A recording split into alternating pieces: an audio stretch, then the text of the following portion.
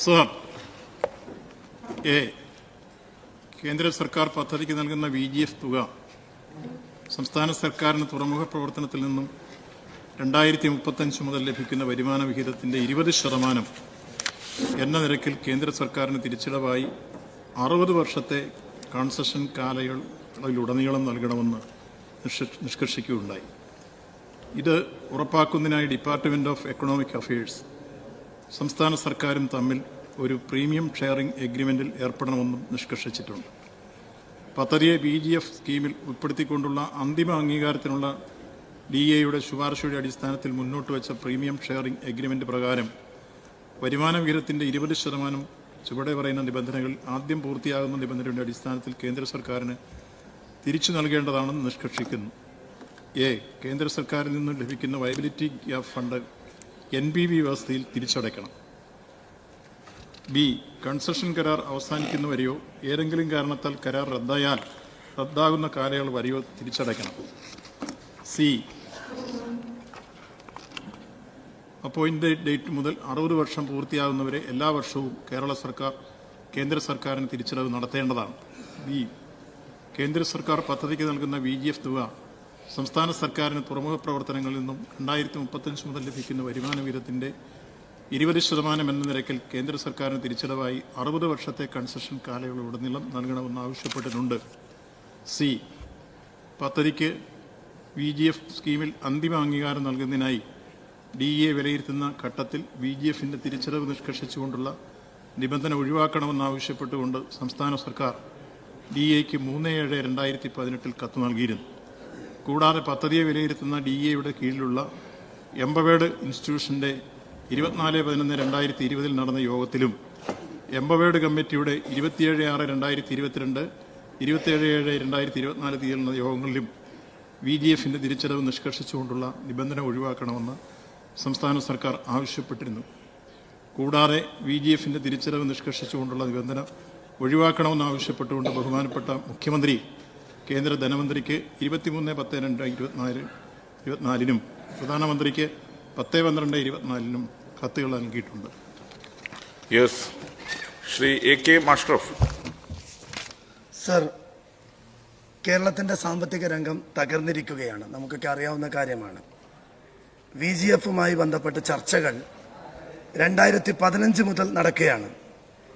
ഈ സർക്കാർ അധികാരത്തിൽ വന്ന് ഏകദേശം 9 വർഷമാകുന്നു. 9 വർഷമായിട്ടും VGF കേരളത്തിന് അവകാശപ്പെട്ട ഉമ്മൻചാണ്ടി സർക്കാർ അതിനുവേണ്ടി ഉറപ്പ് നൽകിയ VGF വാങ്ങിക്കൊടുക്കാത്തത് എന്തുകൊണ്ടാണ്? ഇതിന്റെ നഷ്ടം നമ്മുടെ കേരളത്തിനല്ലേ, കേരള ജനതക്കല്ലേ? മിനിസ്റ്റർ. ഉമ്മൻചാണ്ടി സർക്കാരല്ല ഈ പണം തരേണ്ടത്, കേന്ദ്ര ഗവൺമെന്റാണ്. അപ്പോൾ കേന്ദ്രം ഈ കാര്യത്തിൽ നമുക്ക് അർഹതപ്പെട്ട VGF തരാതിരിക്കുന്നതിനെ സംബന്ധിച്ചാണ് ബഹുമാനപ്പെട്ട മുഖ്യമന്ത്രി കേന്ദ്ര ധനമന്ത്രിക്കും അതേപോലെ തന്നെ ബഹുമാനപ്പെട്ട പ്രധാനമന്ത്രിക്കും കത്തയക്കുകയുണ്ടായി. അതിൽ ധനമന്ത്രിയുടെ മറുപടി വന്നു, പ്രധാനമന്ത്രിയുടെ മറുപടി വന്നിട്ടില്ല. Second question. മിനിസ്റ്റർ. ഈ കേന്ദ്ര ബജറ്റിലും വിഴിഞ്ഞം പദ്ധതിയെക്കുറിച്ച് കേന്ദ്ര സർക്കാർ ഒന്നും പറയുന്നില്ല. തമിഴ്നാട്ടിലെ VOC തൂത്തുക്കുടി തുറമുഖത്തെ ഔട്ടർ ഹാർബർ പദ്ധതി പോലുള്ള മറ്റ് പദ്ധതികൾക്ക് കേന്ദ്രം സമാനമായ നിബന്ധനകൾ ഏർപ്പെടുത്തിയിട്ടില്ലെന്നിരിക്കെ വിഴിഞ്ഞം തുറമുഖ പദ്ധതിക്ക് നിബന്ധനകൾ ഏർപ്പെടുത്തുന്നതിലെ വിവേചനം സർക്കാർ കേന്ദ്രത്തിന്റെ ശ്രദ്ധയിൽ പെടുത്തിയിട്ടുണ്ടോ?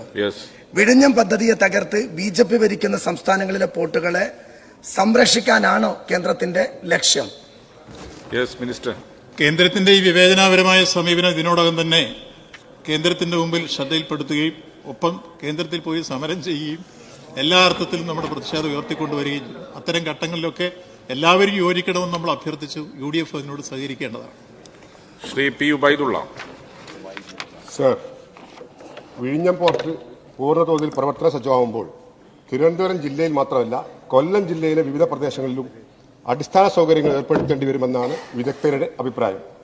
ആ കാര്യം സർക്കാർ ശ്രദ്ധിച്ചിട്ടുണ്ടോ? എങ്കിൽ അതിനായി എന്തൊക്കെ പദ്ധതികളാണ് ആവിഷ്കരിക്കുന്നത്? അതിനുള്ള സാമ്പത്തിക സ്രോതസ് സംബന്ധിച്ച വിശദവിവരം വ്യക്തമാക്കാം. മിനിസ്റ്റർ. അങ്ങ് ഈ പ്രാവശ്യത്തെ ബഡ്ജറ്റ് സ്പീച്ച് കേൾക്കാത്തതുകൊണ്ടാണ്. നമ്മുടെ ബഹുമാനപ്പെട്ട ധനകാര്യമന്ത്രി ഈ പ്രാവശ്യത്തെ ബഡ്ജറ്റ് സ്പീച്ചിൽ തിരുവനന്തപുരവും കൊല്ലവും ബന്ധപ്പെടുത്തിക്കൊണ്ട് ഈ പോർട്ടിന്റെ വിപുലമായ വികസന സാധ്യത സംബന്ധിച്ച് വളരെ വ്യക്തമായ ധാരണയും ഭാവനയോടും കൂടി തുക മാറ്റിവെച്ചിട്ടുണ്ട്. Yes, professor Abid Hussain Thangal. Sir, അങ്ങിപ്പോഴും VGF കിട്ടും എന്നുള്ള പ്രതീക്ഷയിലാണ് മറുപടി പറയുന്നത്. സർ, ഈ കഴിഞ്ഞ രാജ്യസഭാ സമ്മേളനത്തിൽ കേരളത്തിന്റെ പ്രതിനിധി അഡ്വക്കേറ്റ് ഹാരിസ് ബീരാനുടെ ഒരു ചോദ്യമുണ്ടായിരുന്നു. കേരളത്തിന് നൽകാനുള്ള ഈ VGF നൽകാൻ കഴിയുമെന്ന്. തുറമുഖ വകുപ്പ് മന്ത്രി അന്ന് മറുപടി പറഞ്ഞത് അങ്ങനെ VGF കേരളത്തിന് നൽകാൻ കഴിയില്ല, അങ്ങനെ ഒരു കരാറല്ല കേരളവുമായി ഉള്ളത് എന്നാണ്. സർ, അത് ലഭിച്ചില്ല എങ്കിൽ കേരളം ഈ തുടർ പ്രവർത്തനം എങ്ങനെ മുന്നോട്ട് കൊണ്ടുപോകാൻ സാധിക്കും എന്നതിനെക്കുറിച്ച് അങ്ങ് പറയാമോ? അതോടൊപ്പം കേരളം നൽകാനുള്ള VGFന്റെ ശതമാനം കേരള ഗവൺമെന്റ് ഇതിനു വേണ്ടി നീക്കിവെക്കുകയോ കൊടുക്കുകയോ ചെയ്തിട്ടുണ്ടോ എന്നത് പറയാൻ സാധിക്കും? Yes minister. കേന്ദ്ര ഗവൺമെന്റിന്റെ കയ്യിൽ നിന്നും VGF ലഭിക്കുന്നില്ലെങ്കിലും നമുക്ക് പദ്ധതി ഏതായാലും മാറ്റിവെക്കാനാവില്ല. ഈ കാര്യത്തിൽ കേരള സംസ്ഥാനം ധാരണയോടെയും ഭാവനയോടെയും അത് മുന്നോട്ട് കൊണ്ടുപോകുന്ന ഈ ബഡ്ജറ്റിലും ബഹുമാനപ്പെട്ട മുഖ്യമന്ത്രിയും നേരത്തെ തന്നെ പ്രഖ്യാപിച്ചു കഴിഞ്ഞിട്ടുണ്ട്. അതുകൊണ്ട് അങ്ങേക്ക് ഒരു സംശയവും വേണ്ട. വിഴിഞ്ഞം യാഥാർത്ഥ്യമായി 1-ാം ഘട്ടം തീർന്നു കഴിഞ്ഞു. 2, 3, 4 ഘട്ടം 2028 പൂർത്തീകരിക്കും. ആ നിലയിൽ മുന്നോട്ട് പോവുകയാണ്. ശ്രീ KP മജീദ്. സാർ, ഈ VGF ഫണ്ട് സംബന്ധിച്ച് ആണ് അങ്ങയുടെ ഉത്തരം പറഞ്ഞിട്ടുള്ളത്. നമ്മൾ ഈ പദ്ധതി ഫോർമേറ്റ് ചെയ്യുമ്പോൾ ഇങ്ങനെ ഈ ഫണ്ട് കേന്ദ്ര ഗവൺമെന്റ് കൊണ്ടുവരുന്നുള്ളൂ ഇതിനെ സംബന്ധിച്ച് വല്ല ധാരണ ഉണ്ടായിരുന്നോ? അതോ ഇതൊക്കെ വല്ല വന്നതിന് ശേഷമാണോ കേന്ദ്ര ഗവൺമെന്റ് നിബന്ധന വെച്ചത്? Yes minister. ഇത്തരത്തിലുള്ള പ്രോജക്റ്റുകൾ വരുമ്പോൾ കേന്ദ്രം ഇത് ലാഭമാകുന്നവരെ സഹായിക്കാനുള്ള ബാധ്യതയിൽ നിന്നാണ് നമ്മുടെ അവകാശമായി VGF പ്രഖ്യാപിച്ചിട്ടുള്ളത്. അത് തരുന്നില്ല എന്നുള്ളതാണ് നമ്മളിവിടെ ഉന്നയിക്കുന്ന പ്രശ്നം. നമുക്കത് അർഹതപ്പെട്ടതാണ്, അവകാശപ്പെട്ടതാണ്, ഔദാര്യമല്ല. Yes, Shri PS Supal. Sir, വിഴിഞ്ഞം പദ്ധതി കേരളത്തിന്റെ വികസന രംഗത്ത് വലിയ മുന്നേറ്റമുണ്ടാക്കുന്ന ഒരു പദ്ധതിയാണ്. സർ, കേന്ദ്ര സർക്കാരിന്റെ സഹായം ഈ പദ്ധതിക്ക് അനിവാര്യമാണ്. അത് ലഭിക്കുന്നുണ്ടോ? സാറ് നമ്മുടെ ബഹുമാനപ്പെട്ട ധനകാര്യമന്ത്രി അവതരിപ്പിച്ച ബഡ്ജറ്റിൽ വിഴിഞ്ഞം കൊല്ലം പുനലൂർ വ്യവസായ സാമ്പത്തിക ഇടനാഴി പ്രഖ്യാപിച്ചിരുന്നു. സാർ, എന്തെല്ലാം പദ്ധതികളാണ് ഇതിലൂടെ ഉദ്ദേശിക്കുന്നത്? ഇതിന്റെ പ്രവർത്തനം എന്നത്തേക്ക് ആരംഭിക്കാൻ കഴിയും എന്ന് വ്യക്തമാക്കാം. മിനിസ്റ്റർ. ഈ കാര്യത്തിൽ ബഹുമാനപ്പെട്ട ധനകാര്യമന്ത്രി തികഞ്ഞ ഭാവനയോടെ തന്നെ കൊല്ലം, തിരുവനന്തപുരം, പുനലൂർ മേഖലയുമായി ബന്ധപ്പെടുത്തി വിഴിഞ്ഞം പോർട്ടിന്റെ ഭാവി വികസന സാധ്യതകളും അതുണ്ടാക്കുന്ന വലിയ രൂപത്തിലുള്ള നേട്ടങ്ങളും നിർദ്ദേശിക്കപ്പെട്ടിട്ടുണ്ട്. ബഡ്ജറ്റ് പാസ്സായതിനു ശേഷം ഈ കാര്യം സംബന്ധിച്ച് ഭാവനയോടെ ധാരണയോടെ പദ്ധതി തയ്യാറാക്കും. ശ്രീ TP രാമകൃഷ്ണൻ. വിഴിഞ്ഞം അന്താരാഷ്ട്ര തുറമുഖം വാണിജ്യാടിസ്ഥാനത്തിൽ പ്രവർത്തിച്ചു തുടങ്ങിയോ എന്ന് വ്യക്തമാക്കാമോ? തുറമുഖത്തിന്റെ നാളിതുവരെയുള്ള പ്രവർത്തനം വിലയിരുത്തിയിട്ടുണ്ടോ എന്നുള്ളതും വ്യക്തമാക്കുന്നു. Yes minister. ഇതിനോടകം തന്നെ 163 ഷിപ്പുകൾ വന്നിരിക്കുന്നു. 3,20,591 TEU കൈകാര്യം ചെയ്ത് കഴിഞ്ഞിരിക്കുന്നു. വലിയ രൂപത്തിലുള്ള വികസന സാധ്യതകൾ, അതോടൊപ്പം തന്നെ തൊഴിലവസരങ്ങൾ, ഇതെല്ലാം യാഥാർത്ഥ്യമായിക്കൊണ്ടിരിക്കുന്നു. കമ്മീഷന്റെ ഡേറ്റ് കാത്തിരിക്കുകയാണ്. ബഹുമാനപ്പെട്ട പ്രധാനമന്ത്രിയുടെ സമയം ചോദിച്ചിട്ടുണ്ട്. ശ്രീ ചാണ്ടി ഉമ്മൻ.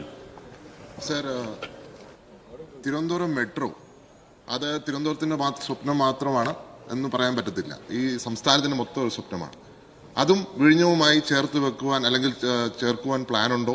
കാരണം 9 വർഷം മുമ്പ് ഉമ്മൻചാണ്ടി സർക്കാർ തറക്കല്ലിട്ട ഒരു പ്രോജക്റ്റാണ്. ഇതുവരെ അതിന് മൂവ്മെന്റ് ഉണ്ടായിട്ടില്ല.